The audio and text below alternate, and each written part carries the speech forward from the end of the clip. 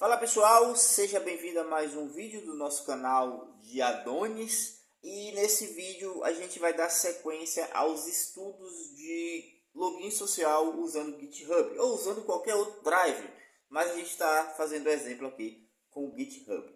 Se você não viu a última aula, é importante que você veja o último vídeo para que você acompanhe esse. Vou deixar o card aqui para você.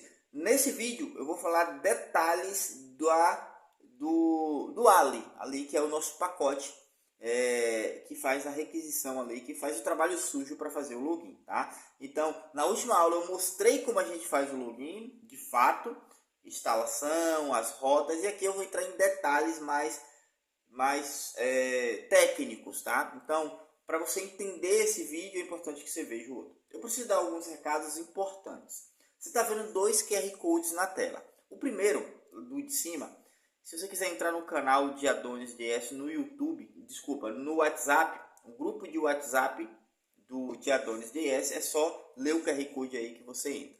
Se você quiser também, você puder fazer uma colaboração via Pix, é o QR Code de baixo. Então você vai ler aí, vai colocar o valor que você deseja ajudar o professor aqui, e aí esse Pix chega para mim. Eu vou pedir também que você se inscreva no canal, dê um like no vídeo e comenta, pessoal, para que a gente viralize, para que a gente leve o máximo de conteúdo, que a YouTube vai entender que o conteúdo é relevante, tá? Dê o likezinho aí e o YouTube vai entender que o conteúdo é relevante e vai entregar para mais pessoas aí, tá? E aí a nossa comunidade cresce, ok? Bom, eu tenho detalhes muito importantes para falar aqui e eu peço que você preste muita atenção em relação a isso aqui. No último vídeo, a gente fez o login social funcionar, tá? Só que a gente fez sem estado, tá? A gente precisou usar o método stateless para que o nosso login funcionasse. E agora eu vou mostrar para vocês o motivo, tá? Os detalhes disso aí, o porquê isso funcionou, tá? O que é o stateless que a gente usou no último vídeo, que você pode abrir aí e ver. Vamos aqui na documentação do Adonis e vamos mostrar o que é o stateless, tá? A gente vem aqui em autenticação, a gente vem em login social.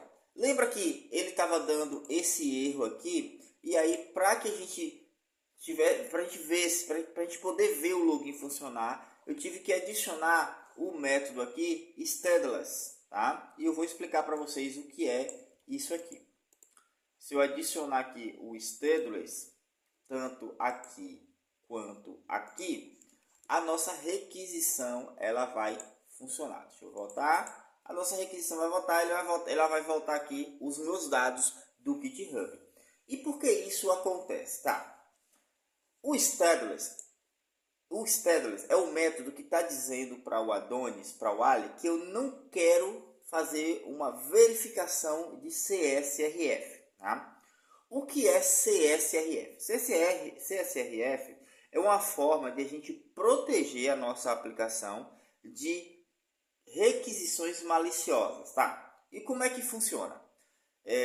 Quando a gente faz uma requisição para o nosso servidor vai verificar se de fato foi a gente que fez essa requisição, tá? É tanto que quando você trabalha com o Edge, se você trabalha com Laravel, você vai trabalhar com Blade, toda vez que você tem um formulário, você precisa botar o @CSRF no Laravel, e aqui no Adonis você bota o CSRF Field. Significa que aquele post ou aquele put está sendo feito de fato pela nossa aplicação e não é uma requisição maliciosa. Se você tiver interesse de ver como funciona um ataque CSRF, eu vou deixar um vídeo do meu outro canal de Laravel, onde eu simulei um ataque CSRF, tá? E vou deixar na descrição do vídeo, tá? Então, no último vídeo, a gente colocou o stateless, o método stateless.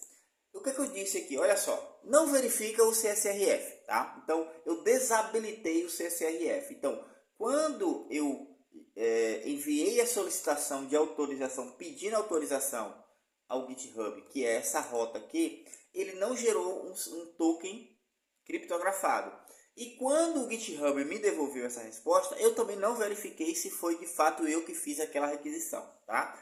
Isso é uma forma de fazer, só que ela é menos segura, tá? E eu vou mostrar para vocês aqui. Eu vou tirar aqui o stateless, tá? Das duas rotas e a gente vai ver isso funcionando na prática. Eu vou atualizar e quando eu fizer a requisição, o que é que vai acontecer? Ele vai me dar um link, né, aqui de retorno e ele vai me dar um parâmetro chamado state, tá? O state, quando eu acessei essa rota aqui, ele gerou um tokenzinho criptografado e salvou no meu navegador. Tá lá salvo.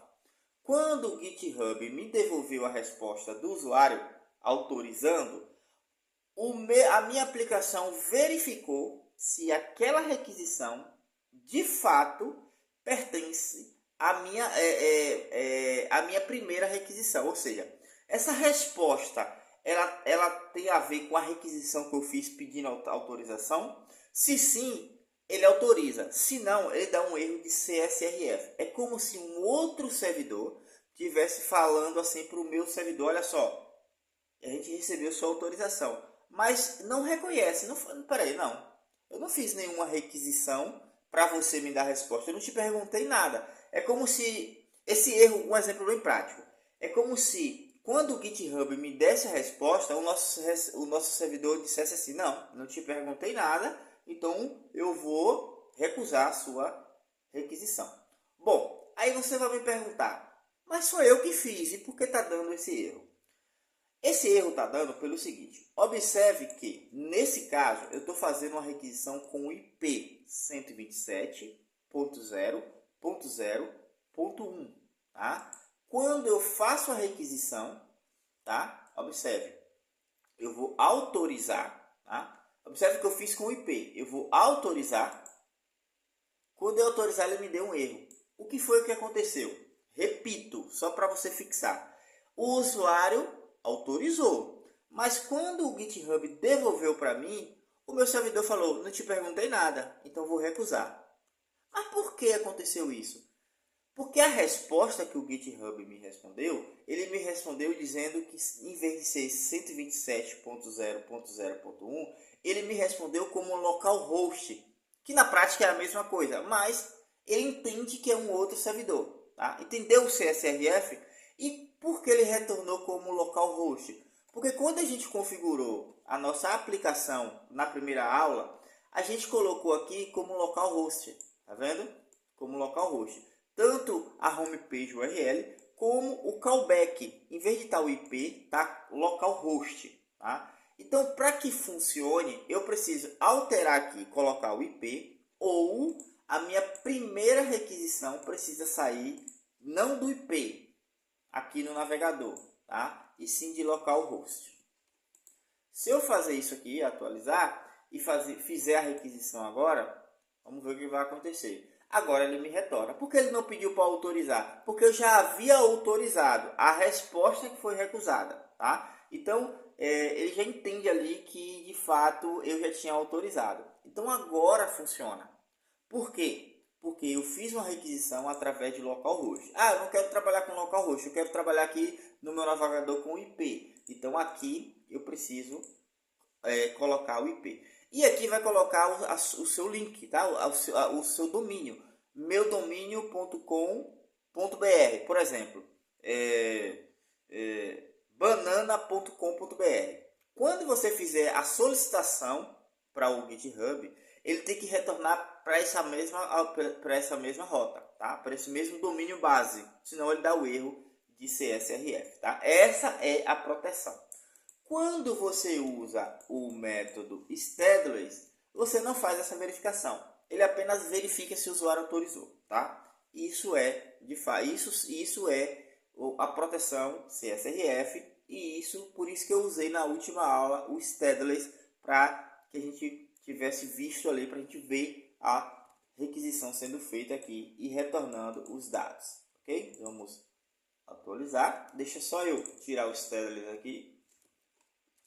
E a gente tem aqui o nosso camarada. Ele vai dar um erro aqui, porque agora eu atualizei sem o token, tá? Agora a gente tem aqui, e agora a gente tem um state aqui, tá? Quando a gente não usa o método stateless, não tem esse state, não tem essa verificação. Eu estou repetindo para que você entenda e fixe, tá? Bom, ok, vocês entenderam aqui o que é o stateless e a importância de usar, né? O que a gente pode ver mais aqui no login social? A gente pode trabalhar com escopo, tá? O que são os escopos? Os escopos é o que eu quero que o usuário autorize para mim. Então, como é que a gente configura o escopo na requisição? Lá dentro do nosso config ali, tá? A gente tem aqui as nossas configurações do GitHub, tá? E o último que aparece aqui é o callback URL. A gente pode passar uma outra chave que se chama scopes aqui embaixo, tá? E dizer qual é os escopos que a gente quer, o que é que a gente quer pedir para o usuário autorizar, tá? Se a gente vir aqui na documentação do GitHub, app GitHub, escopo GitHub, scope, ou então botar lista de escopo GitHub, ele vai trazer para a gente a nossa lista de escopo. Tá? Escopos do aplicativo OAuth. Tá? Você pode ver aqui a lista de todos os escopos. Tá? Repositório, o status do repositório, o deployment, ou seja, eu posso ter acesso a deploy dentro da conta do usuário. Tá? Então, eu vou até usar ele aqui para vocês verem. Eu vou usar esse repo, até o repo invite, ou seja, eu posso mandar um convite através do usuário. Então, o que é que eu estou dizendo? Ó, quando o usuário autorizar eu logar, quando o usuário autorizar o login via GitHub, eu vou ter acesso para enviar convite, que eu acabei repetindo aqui, através da conta dele, tá? E eu vou ter acesso, por exemplo, a deployments, tá? Fazer deployments dentro da conta dele. Então, observe o seguinte. Quando eu fizer a requisição agora, vamos atualizar, o usuário ele vai ser notificado, né? Ele vai ser informado o que é que a gente está pedindo. Tá? Então eu estou pedindo aqui para enviar convites, tá? E fazer deploy. Se ele quiser autorizar, ele vai ler aqui, tá? Então, ele quer autorizar que eu envie convites e faça deploy também. Se ele autorizar, aqui é só ele clicar. Vamos adicionar mais escopo aqui interessante para a gente ver, tá? Read user, read email, read project, tá? Vamos botar um escopo aqui de ler os projetos dele. Vamos ver o que é que aparece para ele. Você viu que a tela login padrão, ele vê um bocado de informação, né? Vamos ver o que é que a gente consegue pegar do usuário. Então, eu consigo pegar os projetos, né, passando aquele escopo, os repositórios, enviar convite e fazer deploy. Vou autorizar.